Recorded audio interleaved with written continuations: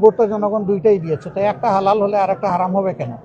আমরা কয়েকটা জেলা শহীদ পরিবারের কাছে গিয়েছিলাম, তাদের অভিযোগ হচ্ছে তাদের অনেকেই তাদের খোঁজ খবর রাখে নাই, এবং তারা আরেকটা জিনিস বলেছেন যে ঈদের পরে যে পার্লামেন্টের দ্বিতীয় অধিবেশন শুরু হবে সেই অধিবেশনে জুলাই সনদ নিয়ে পাস না হওয়া নিয়ে যে একটা আশঙ্কা তৈরি হচ্ছে, এটা নিয়েও তারা ক্ষোভ প্রকাশ করেছেন। ঈদের পরে তারা প্রত্যাশা করছেন এটা একটা ফয়সালা হবে, আপনারা আবার পার্লামেন্ট অধিবেশন আমরা এই ব্যাপারে দৃঢ়, আমরা বিষয়টা ইতিমধ্যে পার্লামেন্টে উঠিয়েছি এবং এটা মাননীয় স্পিকার তিনি আমলে নিয়েছেন, এটার উপরে আলোচনা হবে। আমরা কমিটেড, জনগণের কাছে আমরা যখন গিয়েছি দুইটা ভোট চেয়েছি, একটা গণভোট আর একটা আমরা চেয়েছি সংসদ নির্বাচনের ভোট।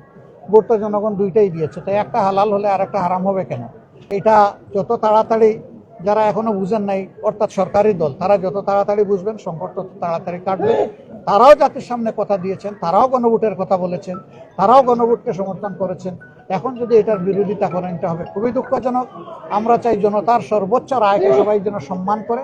যদি এটা হয় আলহামদুলিল্লাহ ভালো, যদি না হয় তাহলে এই আকাঙ্ক্ষা যে বিশাল জনগোষ্ঠী পোষণ করে 70 ভাগ মানুষ, আমরা তাদেরকে সাথে নিয়ে আমরা এই দাবি আদায় করে ছাড়বো ইনশাআল্লাহ।